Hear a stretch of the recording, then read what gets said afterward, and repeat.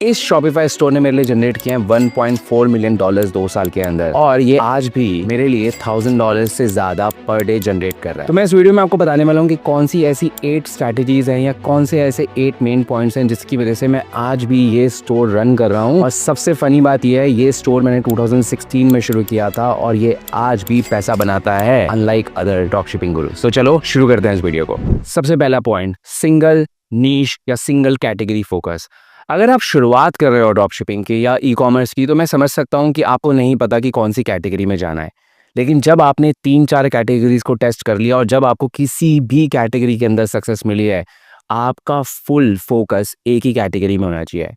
Reason ये है कि जब आप एक ही कैटेगरी में फोकस करते हो, आपको उस कैटेगरी के बारे में बहुत इन्फॉर्मेशन मिलती है। और ये जो स्टोर है, ये जो सिंगल स्टोर शॉपिफाई स्टोर है, ये सिंगल कैटेगरी पे रन हो रहा है सिंस 2016, और आज 2025 में भी ये हर दिन मेरे लिए $1000 to $1500 से समटाइम्स इवन $2000 बना रहा है ऑफ सीजन के अंदर। और जब सीजन आएगा, we gonna make a lot of money. दूसरा इंपॉर्टेंट रीज़न, ईयरली ट्रेंड्स को फॉलो करना। तो जब आप एक नीश के ऊपर फोकस करते हो या एक कैटेगरी के ऊपर फोकस करते हो, तो आपको पता चलता है कि उस कैटेगरी का सीजन कौन सा है, उस कैटेगरी के ट्रेंड्स कौन से हैं। और जब आप उस कैटेगरी में अच्छे खासे लंबे समय से बेच रहे हो, तो उन ट्रेंड्स को आप कैपिटलाइज कर पाते हो। अब मैं इस कैटेगरी के अंदर हर साल 2 से 3 ट्रेंड्स को चेस कर पाता हूँ, और उन ट्रेंड्स को चेस करके we make a decent amount of money, जिसमें से Q4 हमारे पास ट्रेंड आता है और इवन Q2 में एक बहुत अच्छा ट्रेंड आता है हमारे पास। और अगर आपको नहीं मालूम Q2 क्या होता है, Q4 क्या होता है, तो जनवरी, फरवरी, मार्च is Q1 and so on. तीसरा रीजन, कम्युनिटी बिल्डिंग। तो हमारे पास सबसे बड़ा ये एडवांटेज है कि हम जब भी कोई नया प्रोडक्ट सेल करते हैं, जब भी हमें हमारी सेल्स हमारी मार्केटिंग से कम आ रही होती हैं, फेसबुक एड से कम आ रही होती हैं, तो हम अपनी कम्युनिटी का यूज़ करते हैं। हम उन लोगों को ईमेल्स भेजते हैं, हम लोगों को एसएमएस भेजते हैं, और वहाँ से हमारे पास अच्छी खासी सेल्स जनरेट होती हैं। मैं यहाँ पे आपको स्क्रीन पे कुछ दिखाता हूँ। हमने ईमेल से ही thousands and thousands of dollars की सेल्स जनरेट करी है। और उसका फ़ायदा ये होता है कि आपके पास almost minus the cost of goods, सारा कुछ इसमें प्रॉफिट है आपका। चौथा पॉइंट है रिपीट परचेज रेट। तो इस बिजनेस में हमेशा हमारे पास एक डिसेंट रिपीट परचेज रेट रहा है। अब क्या होता है कि कई बार आपकी फेसबुक एड्स अच्छी नहीं चल रही, and that is a reality. ऐसा नहीं होता कि फेसबुक एड्स आपकी हमेशा आपके लिए मनी प्रिंटिंग मशीन बन जाए। कभी डाउन टाइम आता है और वहाँ पे आपके एसएमएस और जो ईमेल्स हैं वो आपको वहाँ पे वो सेल्स ला के देते हैं डाउन टाइम में, जहाँ से आप अपने बिजनेस को सस्टेन रख पाते हो, आप उसको स्टिल मतलब प्रॉफिटेबली रन कर पाते हो, या इवन ब्रेक इवन भी अचीव कर पाते हो, लेकिन आप अपने बिजनेस को संभाल पाते हो। Fifth point, handling slow periods. देखो, ई कॉमर्स का business it's all about average. आप एवरेज कितना बना रहे हो, आप पर मंथ कितना बना रहे हो। इट्स नॉट अबाउट कि मैंने मंडे कितना बनाया, ट्यूसडे कितना बनाया। कुछ ऐसे दिन होते हैं जिस दिन यू डोंट मेक मनी। जो लोअर फेज जब आता है आपके ई कॉमर्स बिजनेस का, आप उसको मैनेज कैसे करते हो। क्या होता है, मैक्सिमम ड्रॉप शिपर्स या ई कॉमर्स बिजनेस ओनर्स, जब उनका डाउन ट्रेंड चल रहा होता है या स्लो पीरियड चल रहा होता है, वो सोचते हैं यार चीज़ें काम नहीं कर रही, और वो कुछ ऐसी चीज़ें करते हैं जिसकी वजह से उनके बिजनेस को और ज़्यादा सेटबैक मिलता है। कई लोग तो बिजनेस छोड़ के चले जाते हैं, ये बहुत कॉमन है। आप ई कॉम गुरुज को देखो, they are not running their first e commerce business right now, I am still running it and it is booming up every single year. तो अगर आप स्लो पीरियड्स को समझो और आप इसको एक रियलिटी मान के चलो कि ठीक है, स्लो पीरियड है, मे बी जनवरी हमारा स्लो था, फरवरी में हम पिक करेंगे दोबारा।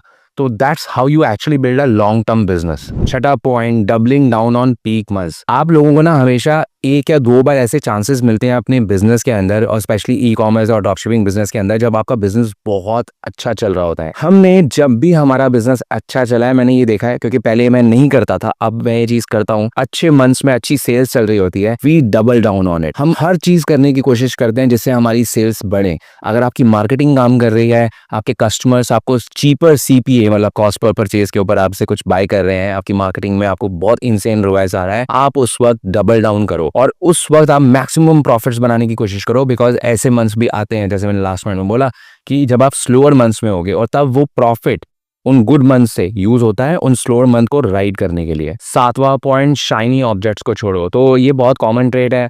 मैं देख रहा हूँ कि मेरे 1000 बन रहे हैं पर डे, लेकिन मेरे एक कंप्यूटर है जो वो $2000 या $5000 बना रहा है, और मैं ये अपना बिजनेस चलता चलाया छोड़ के दूसरे बिजनेस को चेस कर रहा हूँ।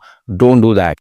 अगर आपको शाइनी ऑब्जेक्ट्स को सही में अगर आप उनकी तरफ भागना भी चाहते हो तो मेक श्योर जो आपका करंट बिजनेस है वो आपके बिना रन हो सके, और अगर ग्रो ना हो तो एटलीस्ट सस्टेनेबली जो नंबर्स कर रहा है वो कर पाए। बिकॉज ये मैं बहुत बार गिल्टी रहा हूँ। हमें लगता है कि हमने एक स्टोर शुरू किया, वो $1000 पर डे बना रहा है या $5000 पर डे बना रहा है, वॉट एवर अमाउंट बना रहा है, चाहे वो इंडिया में 1 लाख 2 लाख 3 लाख रुपए की सेल कर रहा है पर डे। हमें लगता है कि चलो हम इसको रेप्लिकेट करते हैं, दूसरा बिजनेस करेंगे या हम एक नया बिजनेस शुरू करते हैं बिकॉज वहां बहुत पैसा लग रहा है। और क्या होता है, अब आपके पास दो बहुत बड़ी चीजें हो गई हैं, दो डिफरेंट आपके पास बिजनेसेस हो गए हैं, और आप देखना दोनों के दोनों एक साथ फॉलो हो जाते हैं बिकॉज अब आपकी कॉम्प्लेक्सिटी 2 टाइम्स हो चुकी है। तो ऐसा मत करना। अगर आपका पहला बिजनेस आपके बिना रन नहीं हो रहा, ग्रो नहीं हो रहा, दूसरे बिजनेस को मत चलाओ, शाइनी ऑब्जेक्ट्स के पीछे मत भागो। 8th पॉइंट, ट्रैकिंग योर की मैट्रिक्स। यार ये ना बहुत इंपॉर्टेंट पॉइंट है, इसको इग्नोर मत करना, वरना बिजनेस सारे के सारे जितना भी आप ऊपर पे टॉप लेवल पे जितना पैसा बना लोगे, आप रियलिटी में कुछ नहीं बनाओगे। अपने बिजनेस के नंबर्स जो रेवेन्यू है वो तो आप देखते हो फ्रंट एंड पे, लेकिन आप रियल में टेक होम कितना ले जा रहे हो वो मैट्रिक्स कौन चेक करेगा? वो भी आपको ही चेक करनी है। मैं ये नहीं बोल रहा कि आपको सारी अकाउंटिंग करनी है, आपको सारे नंबर्स खुद ही से ही कैलकुलेट करने हैं, लेकिन या तो एक अकाउंटेंट को हायर करो, पार्ट टाइम अकाउंटेंट को हायर करो और उसे बोलो यार मेरे नंबर्स को क्रंच कर, मेरे कॉक्स को हटा, मतलब कॉस्ट ऑफ गुड्स को हटा, मेरी मार्केटिंग को हटा, मेरे और जो है एक्सटर्नल खर्चे हो रहे हैं, मेरे शॉपिफाई का खर्चा है, मेरे पेमेंट गेटवे का खर्चा है, मेरे एटसेट्रा को जहाँ पे मैं कोई टूल्स यूज कर रहा हूँ उन सबको माइनस करके मुझे मेरे रियल प्रॉफिट्स जानने हैं। हमने कितने पैसे विड्रॉल करे, हमने कितने पैसे ट्रांसफर करे, हमने कितने पैसे सप्लायर को दिए, ये सारी चीजें आपको जाननी बहुत जरूरी है। तो ये की मैट्रिक्स हैं। आपको हमेशा अपने बिजनेस का रेवेन्यू, प्रॉफिट, कॉक्स, ये सारी चीजें एक ट्रैकेबल शीट के अंदर आपके पास होनी चाहिए। गूगल शीट के ऊपर आप बहुत इजीली ट्रैक कर सकते हो। मैंने अपनी पुरानी वीडियोस में अपनी एक ट्रैकेबल प्रॉफिट एंड लॉस की शीट भी शेयर करी थी जिसमें आप वो नंबर्स ट्रैक कर सकते हो। एटलीस्ट आपको मोटा मोटा आपके बिजनेस के नंबर्स और उसके ऊपर एक होल्ड होना बहुत जरूरी है। अभी मैं आपको रिसेंटली बताता हूँ, हमने अपने एक बिजनेस के अंदर जब नंबर ट्रैक करने शुरू करे तो हमें मालूम पड़ा अरे यार यहाँ पे लीकेज है, और वो जो लीकेज है वो मे भी शायद $1000 की हो, $2000 की हो, मे भी 1 लाख रुपए की हो, 2 लाख रुपए की हो, लेकिन ओवर टाइम वो बहुत बड़ी अमाउंट बन जाती है आपके पास। मतलब इस चीज को तो बिल्कुल अवॉइड मत करना। ट्रैक करना हर की मैट्रिक को जो आपके बिजनेस से एसोसिएटेड है, specially your numbers, your accounting, वरना आप बिजनेस को स्केल नहीं कर पाओगे और आप बिजनेस को चला नहीं पाओगे। और मैं भी ना चला पाता अगर मैं ये सारे पॉइंट्स को इनकॉर्पोरेट ना कर रहा होता। तो अगर आपको वीडियो पसंद आई है, you know what to do. I will see you in my next video.